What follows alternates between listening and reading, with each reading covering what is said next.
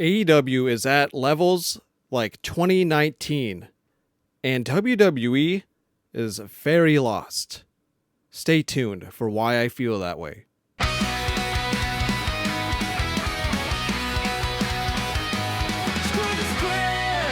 Welcome back, everybody, to Screw the Script. I'm your host, is Maverick here. Thanks for joining me as always. Let's get right into the claim that I had at the beginning of the video. Why do I feel like AEW is the hottest it's been since its inception of 2019? That year was incredible. You saw All In selling 10,000 tickets, I think, what was it, 4 minutes or something like that? It was something insane like that. Well, we have great news for AEW ticket sales in 2026, 7 years later. According to WrestleTix, AEW Double or Nothing in New York City has moved just shy of 8,000 tickets on the first day of sale. That is 2019 level, just like I said. That is really fucking good for AEW. Louis Armstrong Stadium has a capacity of about 14,000, but the initial setup for Double or Nothing was capped at just below 10,000. It looks like AEW will have to be expanding their seating soon in the coming months before the show in May. And now, it is already March, so you have about 2 months. I forget when it is exactly in May, but you got plenty of time to easily sell 14,000. If you're selling 8,000 in the first day, that is really, really good. Now, people who want to come in here on this channel and clamor that TNA is the number 2, well, we saw that they tried to move up to a bigger arena, and it looked pitiful. It looks like absolute shit. AEW is definitely the number 2 pro wrestling company. Number 1 in my mind when it comes to actual pro wrestling. But unfortunately, they're always going to be number 2 behind WWE when it comes to money. And obviously, the timeline, years that it's been around, WWE had decades of experience ahead of AEW and time to make all this history, all this money. You get the idea. But AEW is right there. 8,000 tickets in one day is something to be very proud of. And not only that, but what I talked about in my previous video, my AEW app for international fans. I saw so many of you comment in my last video about how thrilled you are, and I am thrilled for you guys. It's great to have a better option for you guys finally. Triller TV is honestly just going in the dumps. I think they're going to be long gone in the next year or two, and this is only making it worse. This could be the final nail in the coffin for Triller TV, because I think that this app is going to be a monumental success for AEW. Whereas over in WWE, now to jump over there quickly before we go back to AEW to close out the video, I like my videos to be a sandwich now. The good and the good at the ends. To bookend the videos, all the crap kind of in the middle, and that's usually WWE, although I can criticize AEW at times. But let's go over Raw that happened just yesterday. The only interesting thing that happened to me personally was Dominic kicking Finn Balor out of the Judgment Day. But honestly, the Judgment Day looks pitiful compared to who they used to be.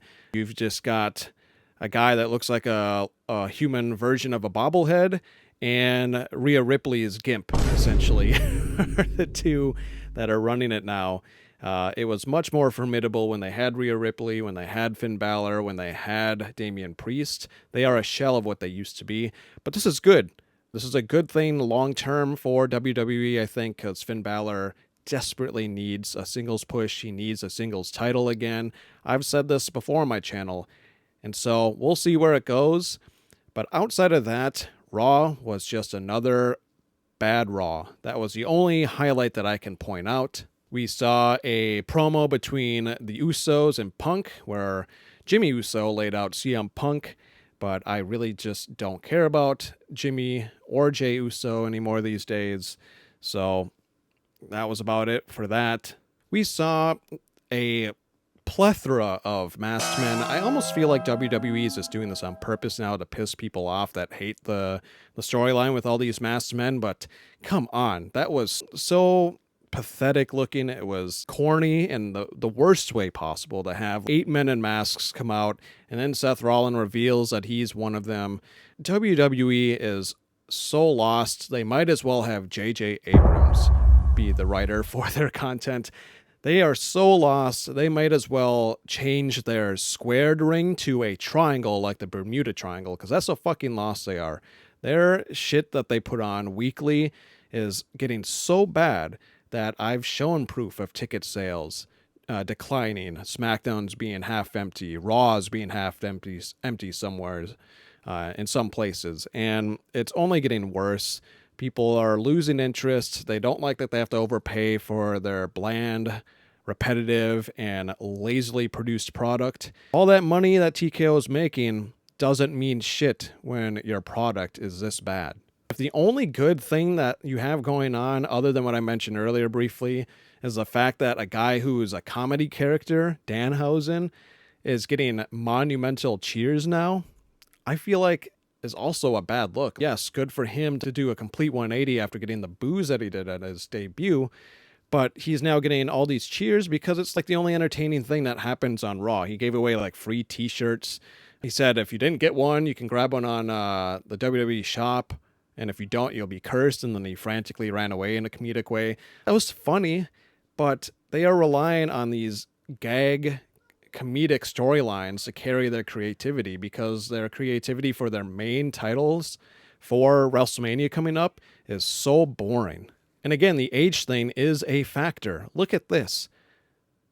John Cena and The Rock were 34 and 39 respectively years old when they met at WrestleMania 28.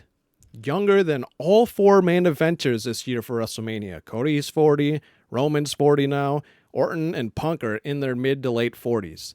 That is more proof that I have said time and time again on my channel that WWE is awful when it comes to building young stars. There's not a single young star main eventing for one of the main titles in WWE this year for WrestleMania.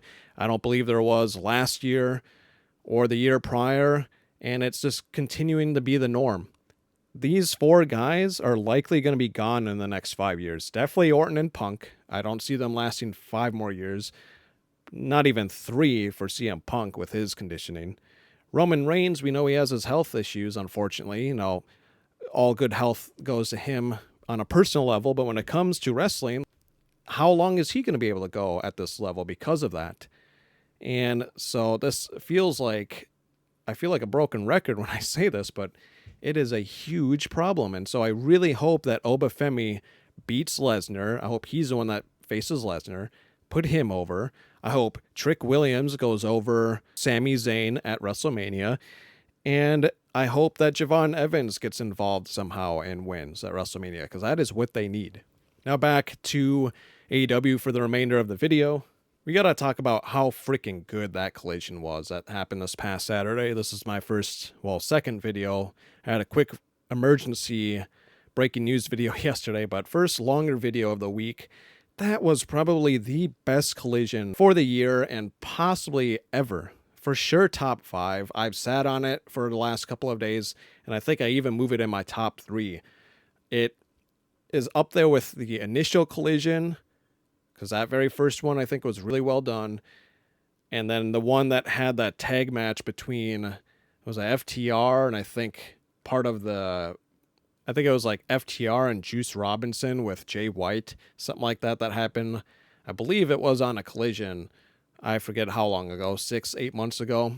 Those, maybe a year or 2 ago, I can't remember anymore, but those were like standouts in my brain. This one is up there with those collisions. It was so good. We saw the dogs now. They're called the dogs instead of the war dogs, and they were dominant in the ring. Yes, there was a bunch of nobodies that they took out, but man, does it feel good to have David Finlay in AEW and not over in that PG bullshit, corny ass NXT that he would have been in, which would have been a big downgrade from New Japan to go to NXT in front of 500 fans only every week and be paired with a bunch of young kids that are 10 years younger than him. You had Takeshita and Claudio go at it. A fantastic match. They beat the shit out of each other. My God, I was on my feet for this whole episode of Collision. That tag title match between FTR and the Rascals. The Rascals are probably the best get for any tag team this year, for any company. They have done so well. I was happy when they got Busted in the Brain a month or two ago, signed from the Indies, but man, the Rascals, TNA lost probably their best tag team for sure. I did see that Steve Macklin re-signed with TNA. I know there's someone, or a couple of you maybe in my comments all the time asking and expecting him to be in AEW. It looks like he re-signed with TNA, which is unfortunate. I think he also would have been better in AEW.